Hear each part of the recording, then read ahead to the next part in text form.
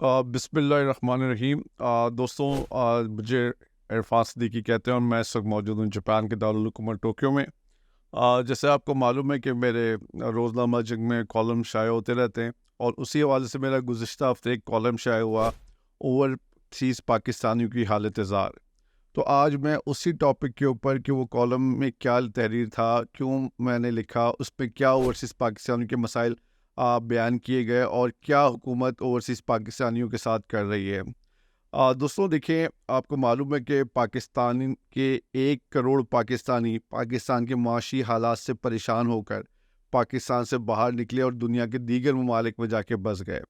और तकरीबन 102 से ज़ायद ममालिक में हमारे पाकिस्तानी रिहाइश पजीर हैं। और बहुत ही मेहनत के बाद, बहुत ही तकलीफ़देह अमल के बाद, और बहुत सारे लोग कानूनी तौर पे और बहुत सारे लोग गैर कानूनी तौर पे हिजरत करके पाकिस्तान से वो बैरून मुल्क जाकर आबाद हुए।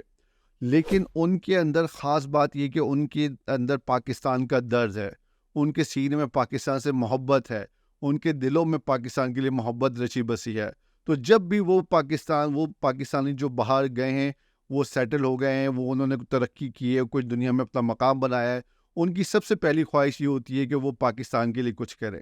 और जब वो पाकिस्तान के लिए कुछ करने की लिए सोचते हैं या देखते हैं या कोशिश करते हैं, उनको हमेशा जो है वो एक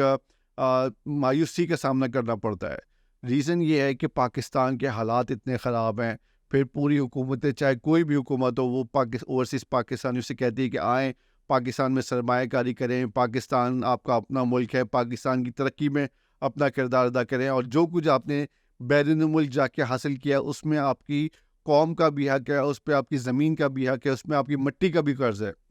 तो वो पाकिस्तानी जो बैरून मुल्क आबाद हैं, वो ये चाहते हैं कि वो किसी ना किसी तरह पाकिस्तान के लिए कुछ कर सकें। लेकिन जब वो पाकिस्तान के लिए कुछ करते हैं तो उनको इतने मसाइल का सामना होता है, करना पड़ता है कि आप तसव्वुर नहीं कर सकते।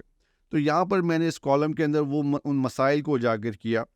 सबसे इम्पोर्टेंट बात आप ये देखिए कि हमारी जो रियासत पाकिस्तान, जो पाकिस्तान को चलाने वाले जो ताकतवर हलके हैं, चाहे उसमें सियासतदान हों, चाहे उसमें ब्यूरोक्रेट हों, चाहे उसमें अफवाज पाकिस्तान हो, चाहे उसमें सिविल सर्विसेज के लोग हों, चाहे टेक्नोक्रेट हो या बिजनेसमैन हो, पाकिस्तान को चलाने वाले जो लोग हैं, जो सरकारी ओहदेदार, ख़ास तौर पे उनकी बात कर रहा हूँ, कि इस वक्त पाकिस्तान को जिन माशी परेशानियों का सामना है, उसमें इस वक्त पाकिस्तान 1-1 अरब डॉलर के लिए पूरी दुनिया के आगे नाक रगड़ रहा है। आप चाहे IMF को ले लें, फिर चाहे आप UAE को ले लें, चाहे आप सऊदी अरब को ले लें, चाहे आप कतर को ले लें, आप ये देखें कि शहबाज शरीफ साहब, वज़ीर आज़म, जो साबका वज़ीर आज़म है, वो आकर अपनी तकरीरों में कहा करते थे, इमरान खान साबिक वज़ीर आज़म, वो अपनी तकरीरों में कहा करते थे कि हम जब मांगने जाते हैं, अपने ब्रादर इस्लामी ममालिक हम जाते हैं, तो हमें बहुत शर्म आती है, बहुत तकलीफ़ का सामना करना पड़ता है, और जो हमारी गैरत है वो गवारा नहीं करती कि हम बार बार जाके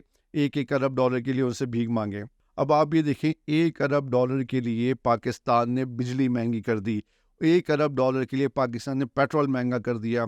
1 अरब डॉलर के लिए पाकिस्तान ने IMF की हर शराइत कबूल की। उन शराइत को कबूल करने की वजह से पाकिस्तान के गरीब आवाम ने ख़ुदकुशियाँ शुरू कर दी। पाकिस्तान में जराइम बढ़ गए, डकैतियाँ बढ़ गईं, क्राइम बढ़ गए, ख़ुदकुशियाँ बढ़ गईं। इतने ख़तरनाक पाकिस्तान के माशी हालात हो गए हैं उस 1 अरब डॉलर के लिए। बहरहाल, पाकिस्तान की हुकूमत ने अपनी सियासी, अपनी जो फ्यूचर है, कैरियर है, सियासी दाव पे लगा के सियासी कैरियर को नून लीग की हुकूमत ने, PDM की हुकूमत ने अपनी सियासत को दाव पे लगा के IMF की शराइत मंजूर की और उनसे पैसे लिए, और उसकी बुनियाद पे एक मुल्क में एक ख़तरनाक महंगाई पैदा हुई, जिसकी वजह से लाजमी आप देखिएगा कि हुकूमतों का, सियासी जमातों का वोट बैंक ज़रूर कम हुआ होगा, क्योंकि अवाम अब थक चुके हैं, अवाम उस महंगाई से तंग आ चुके हैं, और आवाम को ये पता है कि इस महंगाई को लाने के ज़िम्मेदार कौन कौन सी सियासी जमातें हैं। तो 100% उन सियासी जमातों का वोट बैंक ज़रूर कम होगा।